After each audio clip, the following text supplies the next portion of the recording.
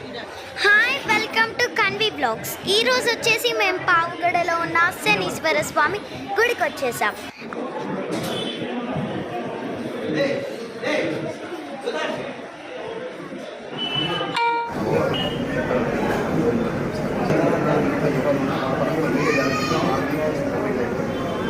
ఏమే సమస్యలు